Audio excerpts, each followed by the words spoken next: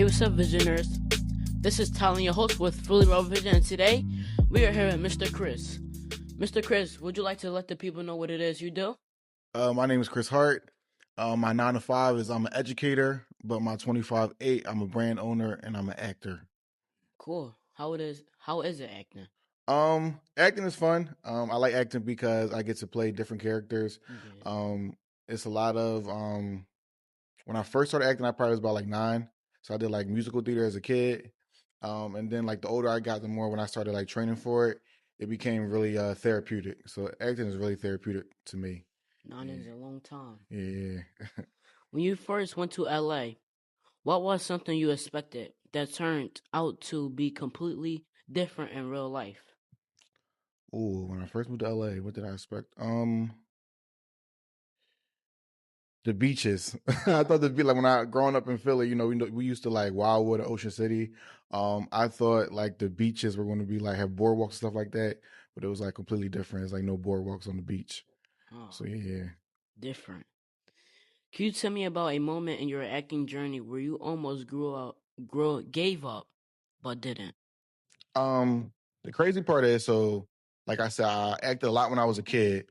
Then when I got to like high school, college, I kind of like stopped doing it because in my mind, I was scared to be like a struggling actor. Like 'cause they say like unless you big like Will Smith, all those people, it's really a struggle.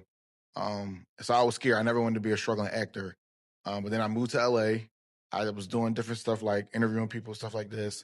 And still ended up struggling. So I was like, well, I might as well do what I really want to do, which was act. So that's what made me get back into acting. What's one role you haven't gotten yet that actually made you better as an actor? One role I'm still gunning for. I'm trying to be on Abbott Elementary. I'm gunning to be on like Abbott or Law and Order. Those are two. I really wanted to be on like Bel Air, and I didn't get that. And I wanted to do like a Power Ghost. That's still TBD because they got the origin show coming out. But I'm gunning for Abbott. So Quinta, if you see this, I'm gunning for Abbott Elementary. When you step into a character, what's the first thing you focus on? Emotion, body language, or mindset? Um, that's a good question. Um, Mindset. It depends on like what the character is. So I'm a method actor. So it's really about get like tapping into that mind frame. Once you kind of tap into the mind frame, the body language and everything kind of flows else from there. So I would say definitely probably the mindset for sure. What does a locked in day look like for you when you're chasing your acting goals? A locked in day for me, uh it depends. Like if I got auditions, I'm locked in with the audition, I'm reading the script. One of my homies is definitely the person I always call to be like a reader with me, to read scripts. And to be honest with you, or I'm watching movies, like watching a lot, studying a lot, watching a lot of movies, just studying different actors and their mannerisms and how like they take on a character and they take on that role. So I would say like a locked in day, if I'm not busy and have like roles coming up, is definitely like watching movies. How do you stay confident when you're hearing no more than yes? It's definitely easier said than done, but I feel like my faith, I just feel like, like rejection just God's redirection. So I know like no, I always feel like what's for you won't miss you. And if like I don't get a role, it's because that role just wasn't for me. And like the roles that are for me or the roles that I'm gonna get. What's a habit you built in college at Penn State that still helps you today? Uh Start something as soon as I get it. When I used to be in college and I would get an assignment, I would start if it was like a paper, I would start, even if it was a paragraph, I would start the assignment the day I got it. So if it's acting, I get a script, I kind of start looking at it the day I get it. I might not dive deep into it the first day. Like, get over it. Yeah, because you wait till the last minute, sometimes it can be overwhelming. So I always try to start the assignment at least the first day I get it. And I learned that in college. What do you tell yourself on the days when motivation isn't there? Um, Motivations in there. These are really good questions. Um, I tell myself, you being ungrateful in the sense that like God gave me certain gifts and God gave me certain opportunities and God gave me like, the gifts that I have. And if I like don't use them or feel like it's not working for me, I feel like it's being ungrateful.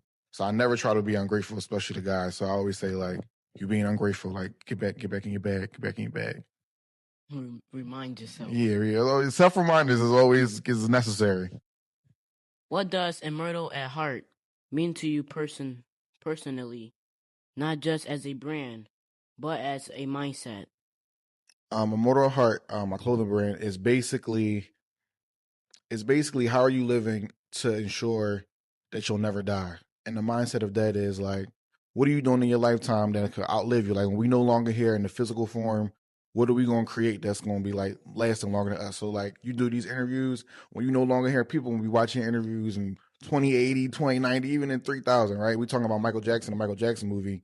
He passed away in 2009, but we still talking about his life because of the work that he did while he was living. So it's really about just like what you do in your life that'll live longer than you. If someone wears your brand, what do you want them to feel or represent?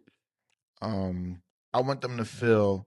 I kind of like my motto is to be like undeniably chosen, just to know that like whatever, whatever your passion is or whatever God called you to do in your life, you were chosen to do that. Like undeniably, nobody can take that from you. Like you 101. It's only you could be you. Only you could do the thing that God called you to do, or do the passion that you have for sure. Was there a specific moment or experience that made you say, I need to create this brand? Um, oh, a specific moment or experience. Ooh, that's a good question. I always been into fashion. Like even as a kid, I was always into clothes. When I was in high school, I once started a brand, never did it. When I was in college, I once started a brand, never did it. And kind of COVID, like during the pandemic, when I had time to really sit down, I was like, I think I really want to start a brand. And I came back to Philly to during the quarantine, and it was a lot of action, it was a lot of movement, a lot of stuff going on like in the Philly clothing brand scene, and it kind of like put a battery in my back to be like, I think I can create a brand too. So I think just having time during the pandemic, but always been into fashion, and then seeing like the uprising in Philly fashion kind of pushed me to start my brand, even though technically I started it in LA. How do your acting journey and your clothing brand connect with each other? Um, God willing, the roles, like I get bigger and bigger roles, that'll be some of the stuff that I do that live longer than me. So when I'm no longer here in the physical form, people are gonna be watching my movies from years to come. The clothes I design, when I'm no longer here, that people are gonna be wearing my clothes. Like my great grandkids is gonna be wearing my clothes. It's gonna be vintage at that time. So yeah. What movies did you play in? Movies I played in. So far, I haven't done like nothing super crazy. When I first started in LA, I did a lot of music videos. I did like J. Cole video, YG video. I did a couple short films. Um, the last short film I did was a couple months ago. It's supposed to come out the end of this year. It's called, oh gosh, I forget. Faith. Sound familiar. Something. She was so long ago. Oof. Um, Divine Direction. That's it. Divine Direction. It's supposed to come out later this year. But like I said, I'm gunning to get like into bigger projects, like more like TV, movies, stuff like that. How did living in LA change you, not just as an actor, but as a person? Oof. Uh, LA changed me, and it forced me to um really forced me to like look in the mirror and love myself. Like I spent a lot of time by myself, and it forced me to really like spend time with myself, get comfortable with myself, be confident in myself, like in my capabilities, like with acting, just my creativity. It allowed me. LA really taught me just to trust myself. That like I have everything that I need to be successful is all in me. That I just gotta trust myself. Rely on yourself. Trust exactly. Like you. Sometimes we look for like people to like reassure us and say, "Oh, you good." Like but at the end of the day, like you gotta believe. Can't nobody believe more than you for you. And that like sometimes for real, for all the times, they're like you're the biggest person in your own way. For real, Yeah. for real. What's something about chasing your dreams that people don't see on social media? It's lonely. It's lonely. Um, it's lonely. You get a lot of no's. You get a lot of no's. Like people don't see a lot of the losses. Like you going broke, especially like especially like a city of LA. going broke, going out without meals. I remember when I first moved to LA, I had to choose between calling an Uber or getting something to eat because I only had money for one or the other, and I was hungry, so I walked home. So like this stuff like it's really a grind, especially like the bigger the goal, the bigger the grind for real, but the bigger the reward as well. Yeah. Did you ever feel out of place in LA? And how did you push through that feeling? Um, I would never say I never found a place because I feel like LA is a place that a lot of people go to pursue dreams and like entertainment. And people are still, especially when you're younger, going out there, you're still trying to find yourself. Um, to a certain degree, I feel like you should go to LA. You should already kind of know who you are, like the foundation of yourself. But I would never say out of place. No, I wouldn't say out of place. If everything goes right in your acting career, what kind of roles do you want to be known for? Um, known for, I wouldn't be known for like, um, if I could say more like comedy roles, like funny roles, like I know something like if it's a trailer for a movie and they see me, I want people to be like, oh, I know it's gonna be funny because Kris in it. Kind of like a Kevin Hart. Um, Kevin Hart, more comedy roles, but I also want to do a lot of drama roles for sure, like dramatic. What about scary? Scary? No, I hate scary movies. I wouldn't mind doing a scary movie, but crazy part is I probably never watch it because I hate scary movies. I can never play in one. Oh yeah, I feel like I get scared yeah, myself. yeah. That's what I'm trying to think. I was watching an interview with an actor. I can't remember who it was, and they were saying that like even when they filmed a scary movie, like they were scared filming it. Like so, I Cause don't you're know. really in Yeah, it. yeah. I don't know. Like even if I would have to read the whole script first, so I know what happens. So I don't get scared. But Yeah. if the bag right, I do a scary movie too. What kind of impact do you want to leave on people who watch your work? Um, Most importantly, the work I do, I just like with the clothes and with acting, I just want to make people. I just want to make people feel something. And when people look at my work, I want them to be able to escape. Like if it's something dramatic, I want them to be able to escape the drama that's going on in their life. If it's something funny, I want them to escape the stress that they got going on. So like more than anything, I just want people to feel something, like be able to escape their reality and take them somewhere where they feel something when they watch my work. If your younger self at 11 years old could see you now, what do you think he would say? Um, my 11-year old, I knew you'd be here. I think my 11th, like I think it was never for me. It was never a matter of like if I would get to do the things I've done, or it just was a matter of when. So I think if my younger self could look at me now, it would say, I knew you'd be here for sure. What does success mean to you beyond money or fame?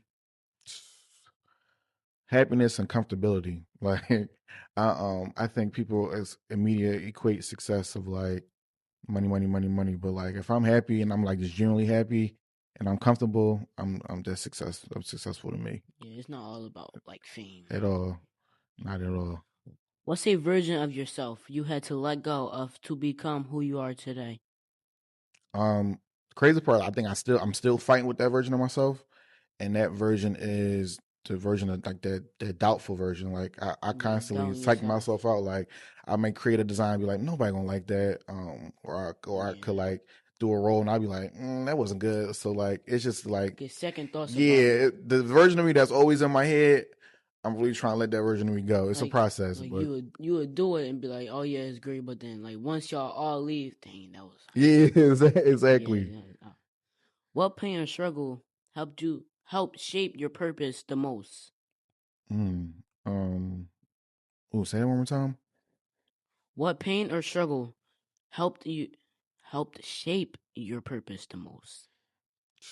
That a long time in LA. Like when you alone and when you broke and you don't got no bread and you by yourself, it's like to me it's like you at the bottom. And when you at the bottom, you like I gotta go up. Like there's no place to go to but up. So I think just think that era of me living in LA, being broke and well, I don't like to say broke because I feel like broke is a mindset. Just not being financially comfortable, and being by myself. That the only place I could go to was up. If your life was a movie right now, what would this chapter be called? Ooh, you got some good questions. My life was a movie. What would this chapter be called? Um, I don't know. I just turned 30, so that's like the big milestone. But what would this chapter be called? Um, Dang, that's a good question. Chapter. What would I call this chapter? Um, Overdue. Overdue. I would call this chapter overdue because a lot of stuff that I want to come out with and put out and do is stuff that I should have been doing for sure. So Yeah, I say, same. yeah, this chapter is called overdue for sure. What's something you believe that most people will disagree with, but you stand on it anyway? Oof. Unpopular opinion. Oh. Uh, mm, Beyonce, the greatest artist of all time. Greatest performer of all time, for sure. Only one. I only like one song by her. For I real. forgot what it's called though. Yeah, I seen her live because I really like going to concerts a lot, and just like even past just like the singing and stuff, like just her production is insane. Yeah. Yeah, and I mean, I want to hear from Michael Jackson, but I think Beyonce take the cake. For kids like me who have big dreams, what's the one thing we should start doing right now that most people wait too long to do? Mm, just get started for real. Because I feel like as kids, I feel like people say, "Oh, I'll do that later," or "I'll do that later." Like you doing this now, right? When I was your age, I started taking acting classes. I was going to acting camps. I was doing acting workshops. I think as a kid, like it sucks to say, but like a lot of people that are really, really, really, really successful, they started young and was grinding since Yeah, like Michael Jackson. like a Michael Jackson, like Beyonce, like they missed out on a lot. And like the unfortunate part about life is that like in order to become real big, sometimes you do have to sacrifice like great things or whatever. But as a kid, I would say like you just got to start young and like believe in yourself and just know like it's no traffic when you in your own lane. So like, even though it might not be the cool thing, like I remember you had Ramiro here, and like when Ramiro started dancing, all his homies was playing football or whatever. But like Ramiro did what Ramiro wanted to do. So I think like as a Yeah. kid, like you just got to stay truthful to what you want to do. Like In your don't let own lane. literally don't let your peers be like, oh, why you doing that? That's corny. That's nutty. Like if it's something that really sets your heart on fire and it's the thing you really passionate about, just do it. I think the dancers, the clothing makers, and all of them needed to hear that. Thank you so much for spending the time to speak with me. I appreciate I it. appreciate you for having me for sure. This is Tyler, the host with Raw Vision, proving age doesn't limit vision. Stay focused, stay creative, and keep seeing the world differently. Peace. What's up, y'all? It's your boy Kris Hart. I'm here at Stocked Up Studios interviewing with Philly Raw Vision. Did an incredible interview. Y'all looking at the next, Steve Harvey, Terrence J right here. This man asked me some incredible questions. By far one of the best interviews I ever did. Philly Raw Vision. Stay tuned.